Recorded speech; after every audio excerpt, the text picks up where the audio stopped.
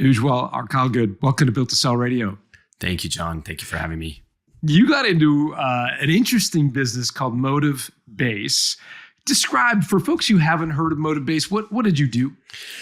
We were a market research company, simply put, but our focus was on helping large companies like McDonald's, ConAgra Foods, General Mills, Target, helping them make sense of shifting trends in consumer culture. So, I don't know, the trend around probiotics is changing and people are changing what they eat or what supplements they take. Trend around exercise and sleep is changing and suddenly everybody's wearing wearables and so on. So our job was to help them figure out what is the real trend or what is the underlying reason behind the trend, and will that reason impact their business? And if so, what should they do about it? So that was really our business. And what was your business model? Like, how did you make money? We sold an annual subscription, a SaaS subscription, and I'm sure we'll get into this, we realized very quickly that when you sell a subscription to a customer, you lose control over whether they use the subscription or not. You can have the best product out there, but if they don't use it, they're not going to see the benefit, and then they'll come complain to you at the end of the year that you didn't give them enough value. And so after going through some tough learning experiences, we sold an unlimited service engine, support engine, along with that subscription. So we had more control over how they used the research. And that was transformational. Okay, help me unpack that. What do you mean by a support engine?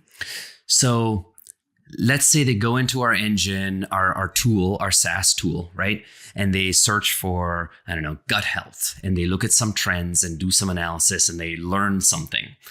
Now the challenge is, if I'm a market researcher working at one of these large companies, I have to take what I've learned and I have to pitch it to my colleagues and bosses. And when I pitch it to my bosses, unfortunately, my boss doesn't believe me because they have their own idea of what needs to happen, and I don't have enough credibility. So I need an outside person to come give me credibility. And by the way, we'll talk more about this, but this is what I now call invisible rules. There's so many rules, and it's different in every industry. But in market research, this is how it operated. So if your VP has to believe that you found something that's valuable for their business, you need an outsider to come in and kind of pitch it on their behalf. And so we realized that it wasn't enough to give amazing technology that could give them research at their fingertips. We also needed to help them sell it in. So we had a team of anthropologists that were kind of on call to help these market researchers pitch to their bosses, pitch internally, and they would basically do their, the internal selling on their behalf. And that was transformational. How did you ensure you didn't get taken advantage of by the brand overusing or demanding too much from your anthropologists? Yeah, everybody worries about this, but what we realized is that that's never a problem because the buyer or the customer is already so busy. They have so many meetings going on. They don't have time to overuse us. We're lucky if they use us as much as we want to be used. Now, the other aspect of it is, and I meet a lot of founders who are terrible at this, is we always saw overuse as a positive because that gave us the ammunition to go and upsell the following year. You just got to be patient and work through it. And that's how we were able to scale, our annual ACV, annual contract value, to north of 220,000 US a year by doing that. And we started selling $20,000 licenses, right? And so how do you go from a 20 grand license to a 200 grand license, a 10x change? You do that by really studying what these customers do, but you make yourself, first and foremost, you just make yourself indispensable, and then everything else comes. So you're focusing on getting them to use it beyond anything else, and then upselling on the back of that. Yeah. You use the term anthropology, and I'm going to confess I don't know what that means. Yeah. I think of geology and anthropology, and I get those two mixed up. I have in my mind, when you say the word anthropology, I think of that like evolutionary, where Right. like the caveman turns into the person. Right. Like, well, that's what I think of when you say the word anthropology. So that is the field of anthropology. I specifically focused on cultural anthropology, or what you might call social anthropology, which is really looking at how we human beings in modern contexts, for example, we give meaning to ideas in culture. And specifically our focus, or my focus, is on language. I'm very intrigued by how human beings, when we use language, we don't always say exactly what we mean. And there's so much implied meaning behind the things we say. Give me an example. And, a great example is, let's say you talk about, let's say two people are talking about gut health, and they're both talking about how they're really scientifically minded and they're reading scientific research on gut health. The obvious takeaway is, oh, they're really scientifically minded. But the anthropologist says, nope, that's just a justification, because if you think about it, gut health is still a fairly unproven science. There's still so much research yet to be done. So they're just justifying, now we need to figure out why.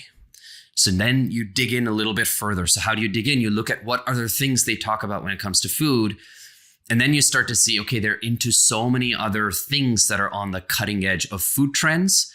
And they constantly might get, let's say, raked over the coals by their colleagues because, I don't know, they're into voodoo science or they're into some crazy stuff that's unproven. And so how do you defend against it? You defend against it by trying to bring science into every little thing you do.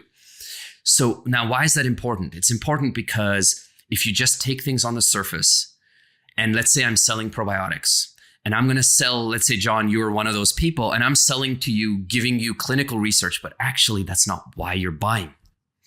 You're buying because I'm doing something that is on the cutting edge, that is unique. It's still unproven, but you want to be one of the first people to try this thing, to experiment with it. So you're not buying because there's clinical research. You're just justifying with clinical research, right? So this is the difference between what's explicit and what's implicit. And my entire career in life has sort of been to focus on what's implicit, because when you figure that out, you can actually solve the real problem people are trying to solve. Hey, it's John. Look, if you're building to sell, I want to let you know about a resource you may find helpful. It's called the Value Builder Score, and it will evaluate your company in the same way that acquirers will look at your business. It'll give you a score on the 8 factors that drive the value of your company. You'll also get an estimate of value and things you could do to improve that value over time, whether you want to sell now or in a decade from now. Knowing how the movie ends, I think, puts you in the catbird's seat, gives you all kinds of negotiating leverage. So it's available exclusively through a Value Builder advisor. So talk to your advisor. If you don't have one yet, you can go to valuebuilder.com/score. Let us know what industry you're in, and we will connect you with an advisor who specializes in companies like yours. Just go to valuebuilder.com/score. That's so cool. You referenced anthropologists on staff. Were they really anthropologists? Like, did they have a degree in anthropology? Or was that just your, and either answer is okay. Like, was it your marketing lingo for like the client representatives or whatever? We would hire PhDs, not necessarily PhDs in cultural anthropology, but PhDs. And we would train them because, PhDs, we hire PhDs more so for the discipline of research. And then we would train them on how to do anthropological research, how to study meaning.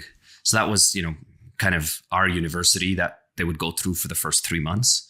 How did you finance the growth of this business? It was you and a partner, you and Jason? Yeah, Jason, yeah. How did you guys fund it? We each had $5,000 in the bank when we started. Did you kick in like $5,000 and go 50-50 and said, okay, we're 50-50 partners? No, we when we quit our jobs in advertising and we started, I was certainly one of those people that kind of spent what I made. I was not great at managing money. And, I didn't have children and, my then girlfriend and I, we were just, living together, having a great time, eating out, the usual stuff, And so suddenly you start a business and you have to think very differently about money. And we just, hustled and managed to get 2 customers in the first 3 months. And that kind of allowed me to just pay the rent and keep afloat. I mean, it helped that, my then girlfriend, now wife, but it helped that she had a steady job. So it helped, so I always tell entrepreneurs, one of you's got to hold the fort a little bit, right, in the early days. So it kind of helped that, we weren't going to go hungry. But the way we financed this was we told people we had a technology, sort of classic. We told people we had a technology. We didn't. And we went and sold it as if we already had a technology. And we sold a productized service. So obviously I couldn't sell a SaaS license because there was no technology. So we just productized the service, and it was a fixed price point that they would pay upfront for cash flow reasons. And they would get fixed deliverables through the process. And then there was a way to upsell them. So that's kind of how we got started and financed the first 6 months. What was you mentioned the upsell model was first getting them to use it and then you would upsell them. Was it on a per seat basis or per brand, or how did you get them to upsell? So once we had the SaaS product, we tried the whole per seat model. And I know I talked to so many founders who are trying to do it this way. Personally, because everything for me comes through the lens of the social sciences, I always think about the problem of cognitive ease, right? Human beings don't like making decisions when we make things complicated for them. You got to pay this much per user per month, and then you add credits to this and this, and it's just so complicated. Tokens now with AI. Exactly, yeah. And so we just simplified everything, and we just said, you want access to this component, it's this much. You want access to this component, it's this much. So that's how it was. It was a tiered model where if you wanted access to certain, think of them like, certain aspects of your technology that give added value, they would just pay more. And these aspects of the technology, were they studies of certain categories like lifestyle, or was it features? No, it was depth. It was all focused on further depth. So, you could just study a trend, no problem for the base license. But if you wanted to go even deeper and let's say do a double click and look at who the consumer was and what other trends they cared about, you needed to have a more advanced license. And then in addition to that, if you wanted us to proactively manage certain things and study them for you and, kind of set up some sort of a signal tracking system, that's another, tier or layer. So that's me up in the time. Put a timestamp on this. So roughly, what time frame is this? I'm thinking. So go ahead. 2015, we started the business. 2015 to 2018, services only, no technology. We were selling a productized service, and we scaled a business to 3.5 mil in revenue. And we were extremely profitable, EBITDA at 80%. And so now we had money, cash on hand, hired a tech team. So 2018 to 2019 launched the technology. And in 2019, killed the cash cow, that was the services business, on Jan 1st. And basically said, sorry, you have to buy our SaaS product. So went from 3.5 million in revenue to less than $1 million revenue in 2019, killing the cash cow, and then scaled it all the way back. So well past 5 and 7 mil and eventually exited. Where did you get to in terms of top line? We were just past 7 mil. Got it. Operating at about 70% EBITDA. Wow. So not a lot of people involved. It's just heavily skewed towards the technology. Heavily skewed towards the technology. Yeah, we had a team of 27, 26, something like that when we exited. And I think the big aspect was we in a way built 2 businesses, because from 2019 to 2022, when we sold the business, we kind of had to start from scratch, because you're selling a SaaS business. in an industry that wasn't used to buying a SaaS product. And they had been used to buying project-based work from you. It's very tough. But what we had done really, really well was mastered what I, kind of define as these invisible rules of the industry, right? Which is very simple. What gets you attention in this industry? What makes people think or consider you credible in the industry? And what will give people comfort to give you their money, basically invest in you. We had solved for those triggers. So when we started basically business 2, in a way, we were able to leverage all of that earned credibility in order to go and rebuild a business from scratch. What made you decide to go from version 1 to version 2, meaning the 100% services business, $3.5 million at revenue, 80% profit margins, to dumping it all, burning the bridges and going SaaS? What precipitated that? I mean, ultimately, the reason your podcast exists in a way, right? Because we wanted to build a business we could sell. And we realized, if we were first-time entrepreneurs, we didn't build a business thinking we're going to sell something. We just built it because we wanted to do something fun and something we really cared about. But, thanks to mentors and other founders I met, I learned very quickly that our business would be very difficult to exit. And if we did exit, we wouldn't get the kind of multiples or the kind of valuation we would want. And we knew that we could easily productize this thing, with AI. And, back then, obviously, it was much harder to build AI tech. It took us a year, as opposed to now, I could build it overnight. But yeah, that was the sole reason for it. And it was a very tough decision because, we were taking in a paycheck of $500,000, sometimes $1 million in dividends a year, had a great lifestyle.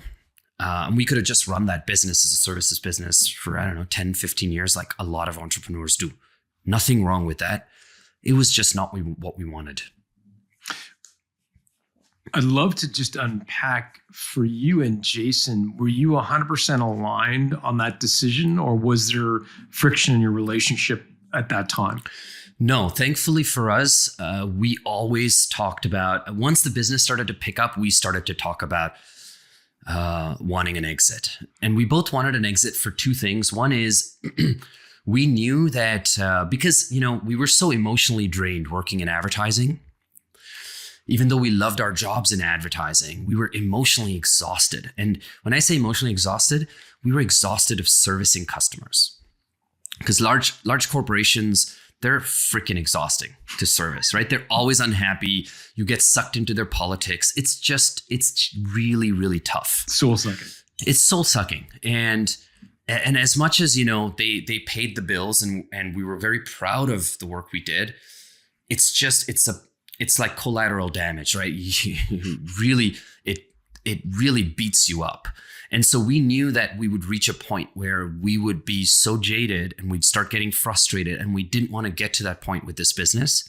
And so by 2017, 2018, we already knew, we want to build a business, we want to sell, and we want to sell before we reach the point of no return, just where we start hating our jobs, right? Because this is our dream, and we wanted to leave it in a place where we would feel really proud of leaving it. So you moved from the full services model to the SaaS model.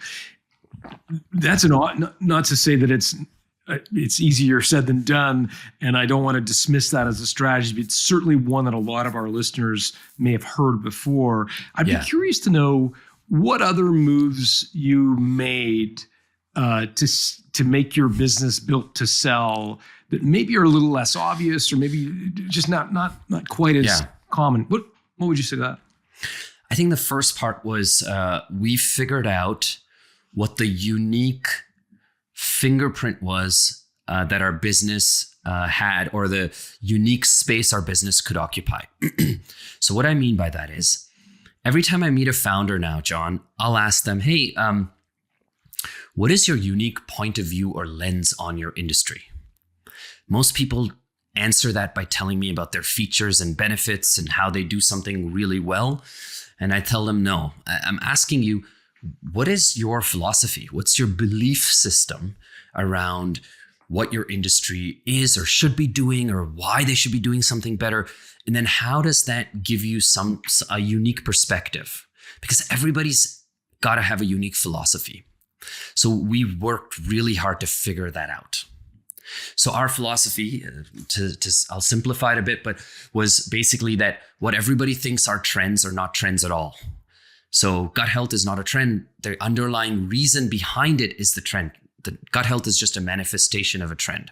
The trend is actually that people are losing faith in the healthcare system, and they're trying to find all these solutions that they have some control over.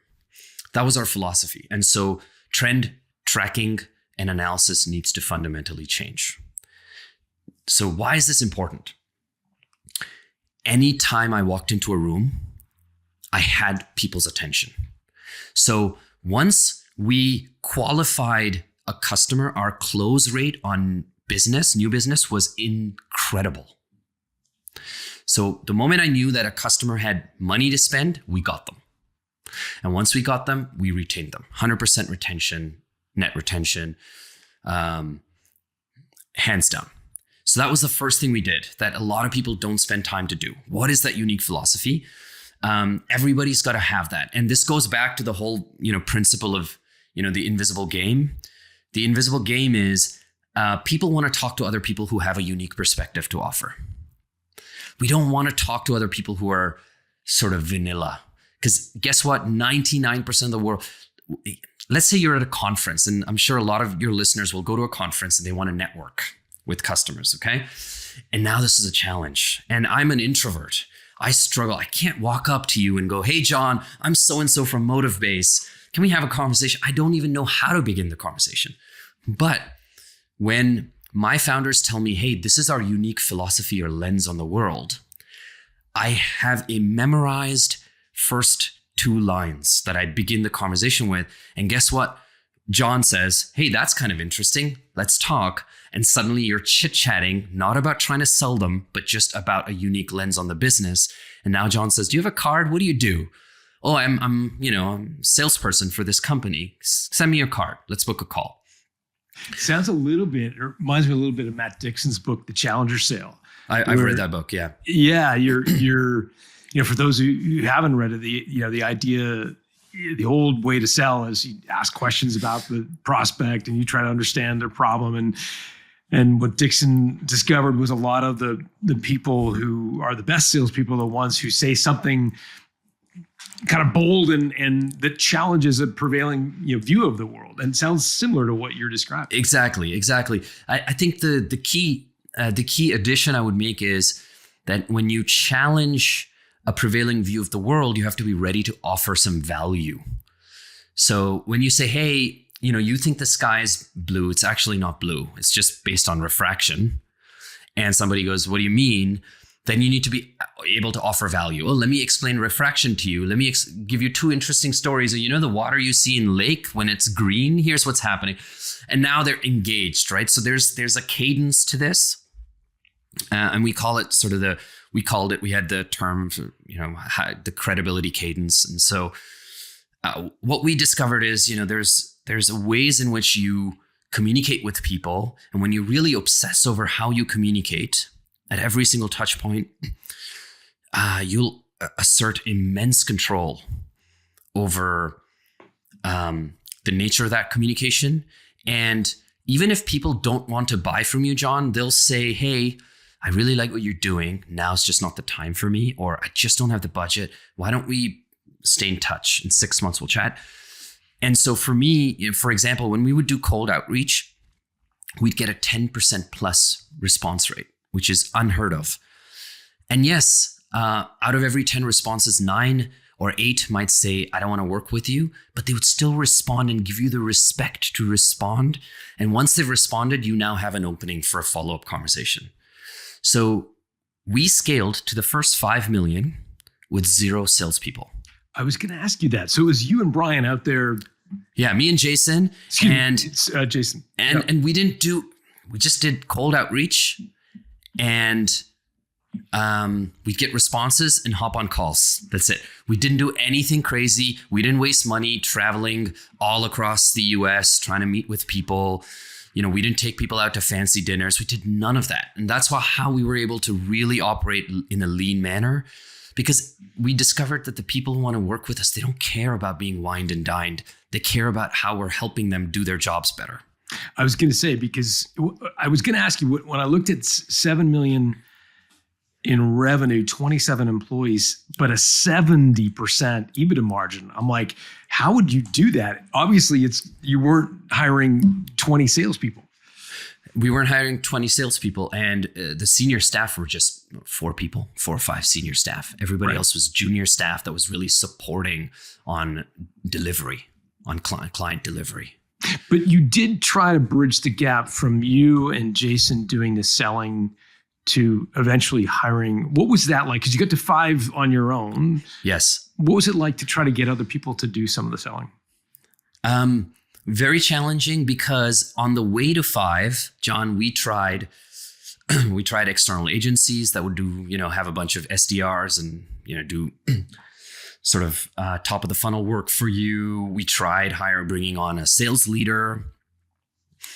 And I think it's a common problem that founders experience, which is we want to outsource the most painful things in our business, right? Yeah. It's so hard to sell. You're getting rejected left, right, and center. Your ego takes a hit. Sure. 99% of the time. And so when somebody says, I'll do it for you, you're like, yes, take it.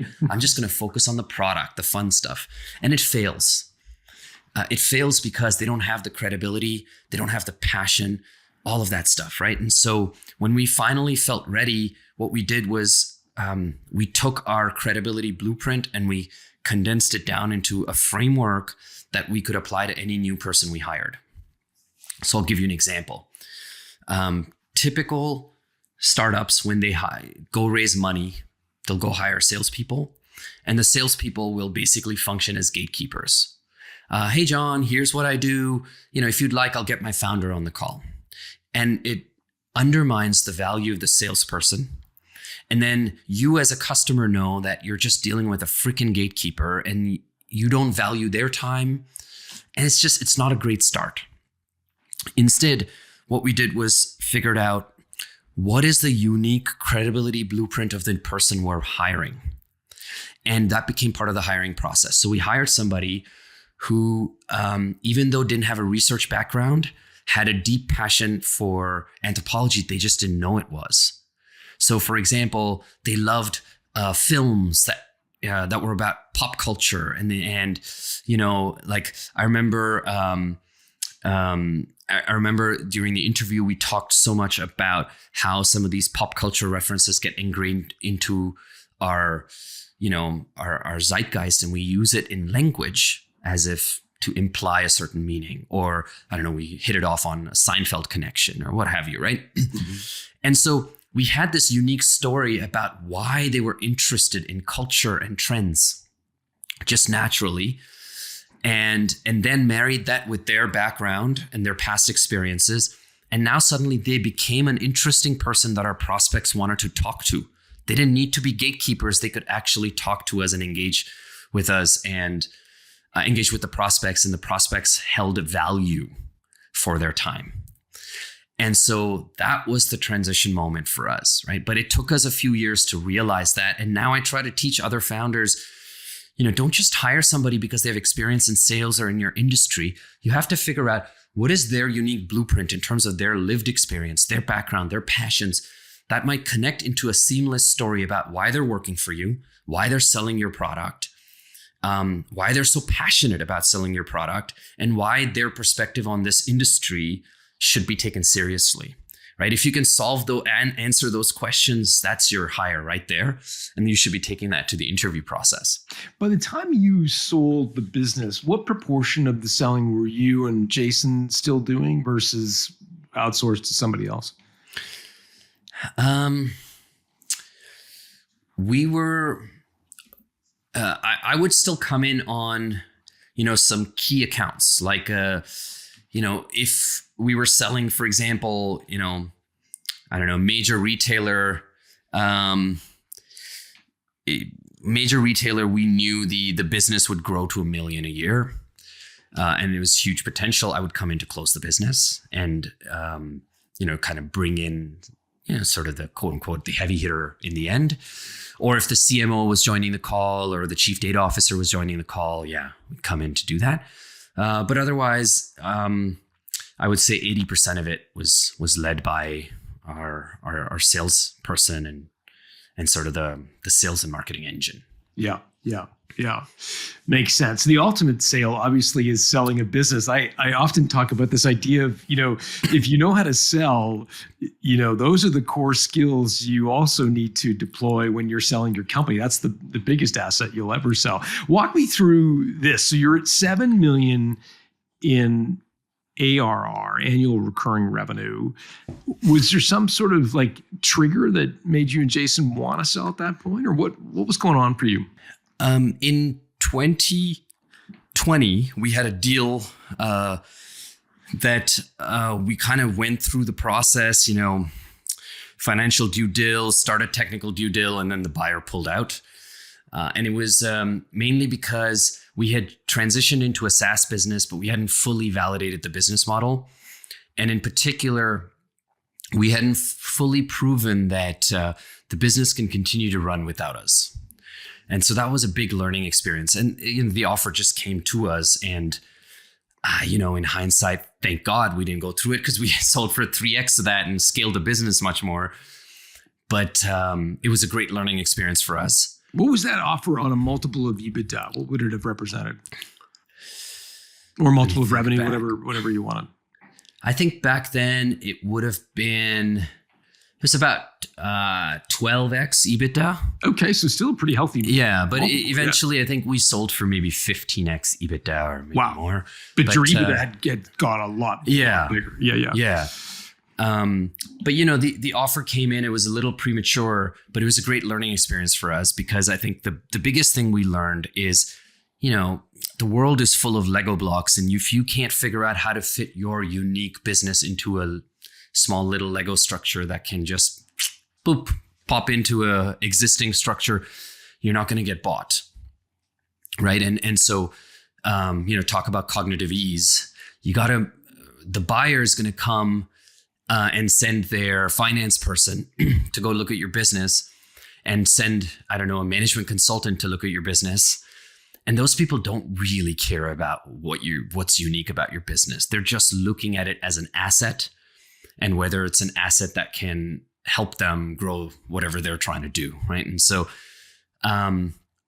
we got really smart about then after measuring some key aspects of how we grow the business.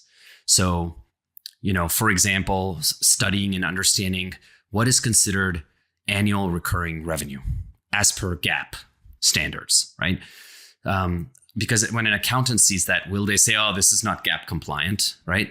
We needed to know that. So we had to learn that and understand that and then structure how we were selling and the specific language we were using around that. So there were so many of those kinds of aspects, including, how the service model worked and, how we were tracking how much service we were providing, how involved were Jason and I in the day-to-day running of the business. Every single thing we had to track so that when somebody came and asked the question, what's going to happen tomorrow if you leave? We had metrics to show them. Look, we're already only involved in 20% of the customers. And if you had a senior person take on the role, like here's examples of what we're doing. We're not doing anything that, is in our heads. Everything is already documented. It's part of the methodology, part of the process, blah, blah, blah, right? And so that process was 2020 to 2022 of just really hunkering down on that. So you've been building to sell for a few years, really, since that kind of fateful transition from a full service model to a SaaS model. But was there some sort of straw that broke the camel's back, or some sort of inflection point that made you get on your front foot and shop the business? Like, did you get an inbound offer, or what happened? The 2020 offer was inbound, and then after that we decided we wanted to shop the business and go go to a firm that would help us shop the business. I think they call themselves investment bankers, but not really. They're brokers. But nonetheless, we knew we wanted to shop the business, but we also knew what was wrong with the business in terms of meeting some of these criteria so we could maximize. Everything is about, in negotiation, everything is about leverage. We wanted to maximize leverage. And so we worked on that for a couple of years. And as the business continued to scale and we were meeting a lot of these, sort of checking a lot of these check boxes in terms of, hey, is this recurring revenue? What's our revenue distribution like? Have we shown growth across our client base? What is retention like? How are we servicing these customers? Who is servicing? Are we over delivering, under delivering? All of that stuff, kind of the grunt work, boring stuff, right? Once we focused on all of that by, I think, 2021, we decided we were going to shop. And so towards the end of 2021, actually fall of 2021, we began shopping around, took it to market. And then, we had a competitive bid situation and all that fun stuff. And finally agreed to a deal. What was the competitive bid process like? Like, how many did you go to? How many offers did you have? We had multiple offers. What they call IOIs, indications of intent. So for anybody that doesn't know, it's basically somebody saying, here's how I value your business. I'm interested in buying, but, kind of like when you buy a house, I still need to get my home inspector in and check everything and see, where else there's negotiating potential. We had 3 IOIs and another verbal. We didn't end up going, believe it or not, for the highest offer. We actually went for, I think it was the second highest offer, but we went for a PE buyer, mainly because, from experience, we had heard that private equity will do deals faster, and they're much easier to deal with. And then, I think this is something people don't think about. There's 2 aspects to evaluation. One is the final number, right? Your business is valued at 50 million, 70 million, whatever. But then there's how much of that comes to you in cash, because cash is king, right? And so a strategic buyer will say, oh yeah, I'll value you at 80 million, but then I'm only going to give you 10 million in cash right now. Then I'm going to give you an earnout for another 30, 40 million. And then I'm going to get stock for another 40 million. And so you're kind of stuck there for years after selling the business, doing the grind, struggling with now politics and doing all the stuff that you never wanted in the first place. And so, we took a deal that was mostly cash, super simple, easy structured. Yeah, that's kind of the way we went. That's amazing. And mostly cash. So there, a portion of it, presumably you rolled in the way of into equity. Yeah. In equity. And that rolled, was that in the acquiring company, Lux Research, or was it in the private equity group that backed Lux? It was in the acquiring company. Lux. Yeah. Right. Got it. Yeah. So give us a chance to, because, we were very excited about what they're doing, and we really still believe in what that business is all about, because it offers something very unique. And so it was a great opportunity for us to own a small piece of it, and also to contribute to that. So, what does Lux do? They're actually really incredible, unique service provider. They offer a technology and a service that's really expertise for innovation and R&D teams, helping them figure out or identify solutions for various types of R&D problems. Everything from, hydrogen storage to an ingredient needed for a unique ingredient in a skincare product. So they're the experts you would go to if you want to figure out, hey, are there any interesting patents or companies that are doing something that would solve this R&D problem for me?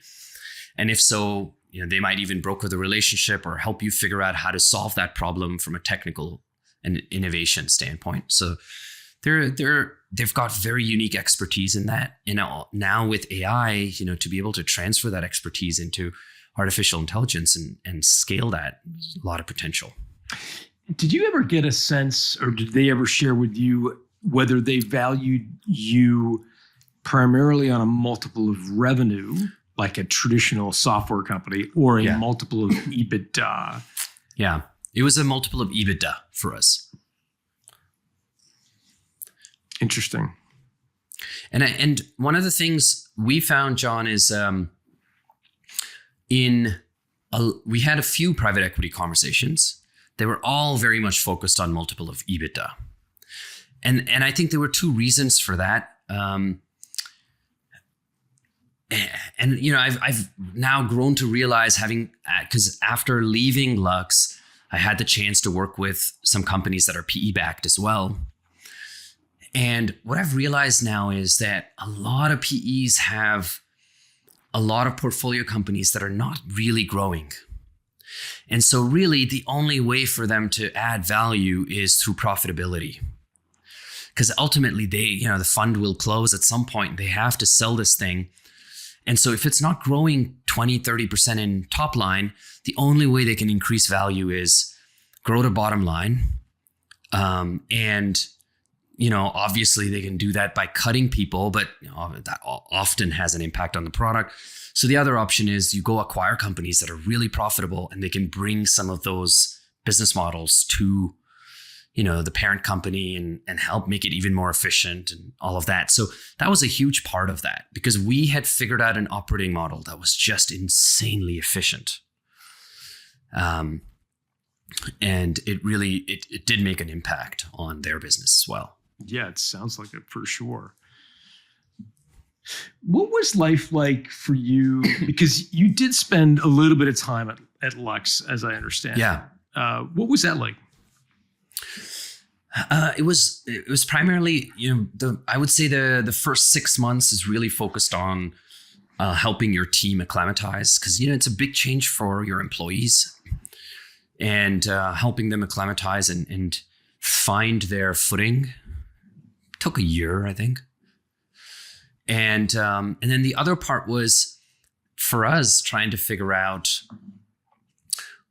what are the areas of Lux's business that we can have a positive impact on beyond just growing our business.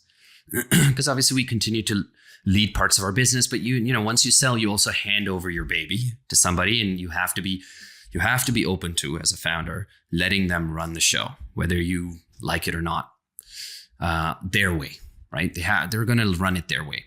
So then it became more focused on, okay, what are the areas where we can add some value? And so, AI was one of those areas, and we got a chance to, work closely with the PE as well as with Lux's leadership and add some value there. And then ultimately for both Jason and I, it was 9 years in the grind, 7 years still selling the business. Then 2 years after, we were just burnt out and exhausted. So we took some time off, and then of course I somehow got sucked back into some PE-backed companies. But it was all well and good because I was, in the process of writing a book and trying to distill all that I'd learned about building businesses and scaling businesses with this anthropological methodology. And so they kind of became my guinea pigs, and I was able to employ the same technique with some larger companies. So that's kind of been the natural journey since. But I think a lot of people think about financial independence, obviously, when they want to sell a business. I think for me, it's yes. I know people always say to me, it's easy for you to say this now because you see your bank account, but more than financial independence, it's the flexibility to do what you want to do in your career. That's the biggest privilege. So to me, that's why you build a company to sell. Because once you sell it, you can do the things you want to do exactly the way you want to do it. And there's nobody to tell you otherwise. It's the FU money that is it's the most, yeah. It's right. The most aspirational, right? It's the ability to say no. Right. But I a lot of people think about FU money as, oh, I'm roaming around in a private jet. Not necessarily, right? And I don't have private jet money, and I don't care about it either. For me, it was having the money so that I could do whatever I wanted to do in my career that makes me genuinely happy. And that's a huge privilege that, 99.9% of the population doesn't have. And it can also be a burden. And I'd be curious to know if this has ever happened to you. I've explained this to other people on the pod before, but we had a guy named James Ashford who came on. He grew up in fairly modest circumstances, didn't have a lot of money, and so sent the kids to the local school and all was fine. He sold his company for a truckload of money, and all of a sudden he had choices of where to send his kids to school. And he said that one of the most surprising things was how much friction having money caused him, in particular with his wife, who they're fine now. But all of a sudden, it's like, well, no, we could send the kids to any school we wanted to. And now it opens up this Pandora's box of like, what do we value? What are our cultural norms? What are we, what is having money? Like, and he said it was a real, it sounds like first world problems, but he said it was a real tension that he wasn't expecting. Did you run into any of that? I think it's a little bit easier for my wife and I. Our political and social beliefs haven't changed, money or no money. And so, for example, school, like we really believe the children need to go to public school. We want them to be surrounded by people of all walks of life. We want the diversity and, we want our daughter to understand why somebody's family lives in a 1-bedroom apartment that's really tiny, and how lucky she is that, she flies business class to France, an 80-year-old. And so, for us, it wasn't a big deal. I think where it's not really friction, it's fear, because I grew up in modest circumstances, grew up in India to a middle-class family, lower middle class for a long time because my parents are journalists, and it didn't really pay well until I was in my teenage years. And then, they started to make more middle class money. But for me, the biggest fear is just, effing it all up. Right. Because now that I have something, my focus is on making sure, first you think about your family and your kids. Then the next thing you think about is, how do you want to live your life? What is enough, right? In terms of, some basic luxuries that make life easy for you. I don't know, having a nanny, somebody to cook for you, stuff like that. And then you think about what kind of impact you want to make. And I think the moment you have money, that's the obvious question. So then it changes the nature of your work. But I think now it's more so the anxiety of, making sure we have money carved out to make impact. So, through my upcoming book and the work I do with entrepreneurs, like I genuinely want to me, and I'm in Canada, and, Canada's going through a really tough period at the moment, especially with the startup and the small business industry. The last 10 years have not been great economically for entrepreneurship. And any impact I can make to help entrepreneurs is sort of the most obvious way that I can literally give back to the economy and help people better their lives. So I want to be able to have the resources to do that. And then on the other hand, you want a certain lifestyle, but then it's very easy, John, to get sucked into spending money, right? It's I read this book. You don't need a book for this, but which talks about these case studies of all these people who did well in their careers and then blew it all up in like the next 2 years. That's torture for someone like you, right? And do you remember the name of the book? I will find it. It's on money management. It's on money management. But I read all these books on money management after the exit because I wanted to, in a way, ground myself in the reality of it's so easy to spend money, really tough to make it. And so you have to be really, really honest with yourself about what you want and what you don't need to have and how you can set that up in terms of your broader goals. So that's been the hard part. Beyond business class for your daughter to France, was there a luxury or a trophy that you bought yourself that allows you to commemorate the win? Something physical? Yeah. I have a Resto Mod Porsche 911 that I spent that I spent an ungodly, unseen amount of money on. I've heard of the Porsche 911. Obviously, I know what that is. What did you? The prefix to that was something special. It's a resto mod. So it's what is that? It's like, Singer. They're based in California. So there are many companies like that. So there's a company that I really believe in their philosophy, based out of Germany, called GS Manufacture, and they do they take a 964 model from 1991, and they basically restore it. So completely rebuild it in carbon fiber and restore it with these beautiful interiors. And then they also improve the driving dynamics. So in a way, you're driving a car from 1991 with some of the driving dynamics of modern cars. So you still get the raw, visceral experience of a car from 1991, but it's as fast as, and it's got, some of the modern tools like anti-locking brakes and all that stuff. So it's kind of the best of both worlds as a Porsche fanatic. So, yes, that's my big splurge. What does something like that cost? You would run anywhere from $500,000 to $750,000. You spent $500,000 on a car? Yep. But yeah, so that was my insane. Did your wife give you shit about that every day? Not really. She's, she saw what I went through to do it, and I'm so responsible in every other way that. Yeah, she was almost happy for me. One indulgence isn't going to Yeah, exactly. Tell me about the book Invisible Rules. I can't wait to get my hands on one. It comes out in April. Is that right? Yeah, it comes out in end of March. Yeah. I think first and foremost, it's built for aspiring entrepreneurs and entrepreneurs who want to take the next step in their careers and their businesses. Because to me, the number one invisible rule we all face is we absorb these expectations that society lays on us. For me, for example, as an immigrant from very modest means coming to Canada, the expectation from my family was, finish MBA school, pay down your, 80 grand student debt, get a great job at McKinsey or something, and you're successful, right?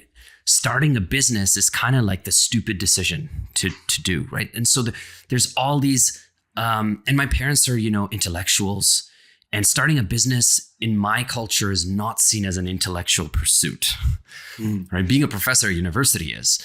And so there's all these invisible rules you absorb, and it prevents you. So for so many years, I thought, I want to start a business. I didn't, right? Until finally, I met Jason, and we kind of both talked ourselves into it. So the core premise of the book is, hey, we're so good at talking ourselves out of our boldest ideas. What do we need to do to talk ourselves into them? That's the first thing. Second thing is, okay, now we've talked ourselves into an idea. How do we make it successful? If we don't have resources, we don't belong to the sort of the social classes or the privileged classes that have access, right? So a lot of Silicon Valley is closed networks. So let's say I don't know anybody. I don't know any VCs, which was the case for me. What do you do? How do you build a business where you don't know anybody, you have no connections, you barely have any money, and you still want to go have success? And the typical advice you get is, you got to hustle, you got to work, 90 hours a week, whatever stupid advice people give you. But my point is, no, that's what you call working stupid. Working smart is to ask, okay, so whatever I'm doing. So for example, let's say I coded an AI app, making this up right now because everybody's coding an AI app. Coded an AI app and it does all the grocery shopping for a household and reduces how much fighting the couples do. Okay. And I want to launch this in the App Store, and I want to figure out how to launch this thing and what to do with it. When you ask what are the invisible rules around this, you're asking, okay, what are some of the invisible expectations people have when they use an app like this? What would make this app look credible before I even use it? How should I describe it in the description, the 2-line description that somebody goes, oh yeah, this is for me? what is the actual problem people are trying to solve, not the perceived one, like efficient grocery shopping. No, that's not the problem. The real problem might be, I don't know, stop bickering with your wife about what groceries or who's going to cook tonight, right? And so things like that. And so the whole invisible rule framework is about how to first figure out what are the invisible rules in front of you in your industry that dictate who gets attention, who's considered credible, and how to hack your way into one small little experiment, how to take that experiment, show it to a small group of people, build credibility, and then extend that credibility into growing a business. So the book is really around giving yourself permission and then giving you the steps to then take that permission to the next level. So cool. And I love the framing invisible, because it's what you've studied your whole career. This anthropology is there's the kind of overt reason thing people do things, but this implied or sort of hidden beneath the surface reasons are oftentimes much more powerful. And you've codified that in the book, and obviously you've made a career of it. So invisible rules. Can people follow you on social media pre-launch? What's the best way to do that? Yeah, I'm on Instagram. It's just a account where I try to give really practical advice to people. It's my first name, last name, Ujwal Arkalgud on Instagram. You can also follow my newsletter. It runs on Beehive. It's called Invisible Rules, or you can check out invisible-rules.com. My newsletter is very much focused on very, very practical, tangible how-tos for entrepreneurs. Amazing. It has go ahead. It has perhaps a bit of a bias towards, I'd say, early stage founders, and how to not make some of the mistakes that I made, if you will. But absolutely, we'll put your links to your newsletter as well as your Instagram feed, and more information about Invisible Rules in the show notes, all at builttosell.com. Ujwal, great. This was a real pleasure for me, a real treat. Thank you for doing it. Thank you so much, John. Really appreciate it.